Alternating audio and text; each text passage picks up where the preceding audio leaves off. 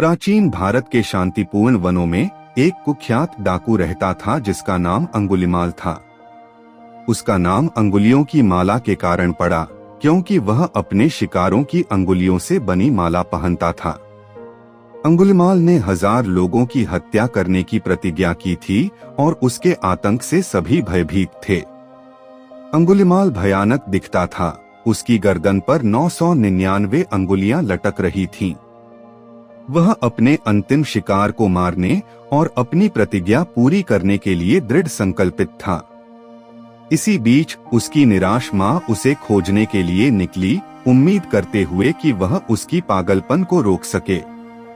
बुद्ध, जो अंगुलिमाल की इरादों और उसकी मां के खतरे को जानते थे, हस्तक्षेप करने के लिए निकले। जैसे ही बुद्ध शांति से वन में चल रहे थे, अंगुलिमाल ने उन्हें देखा और एक आसान शिकार समझकर उनका पीछा करना शुरू कर दिया।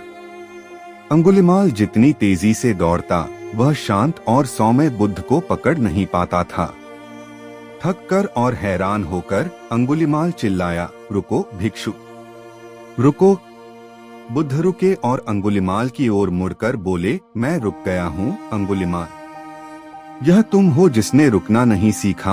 अंगुलिमाल भ्रमित और हांफते हुए रुक गया और पूछा, तुम क्या कह रहे हो भिक्षु?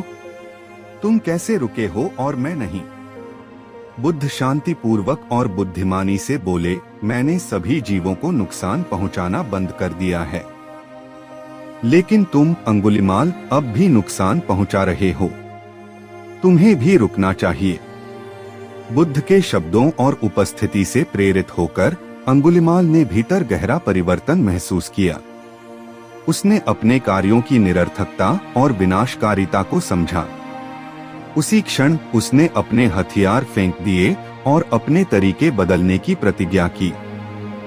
अंगुलिमाल बुद्ध का एक समर्पित अनुयायी बन गया। जिन लोगों ने उसके अतीत को याद रखा था, उनकी अविश्वास और शत्रुता का सामना करते हुए भी वह करुणा और अहिंसा के जीवन में समर्पित रहा, क्षमा मांगने और दूसरों की मदद करने के लिए।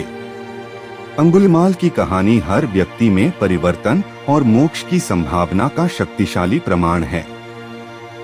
यह हमें याद दिलाती है कि सबसे कठोर दिल भी प्रबोधन और शांति का मार्ग पा सकते हैं।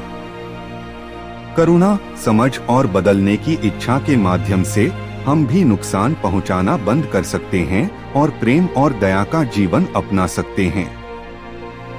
संदेश: सच्चा परिवर्तन भीतर से आता है। चाहे हमारा अतीत कुछ भी रहा हो, हमारे पास करुणा और समझ के माध्यम से अपने भविष्य को बदलने की शक्ति है।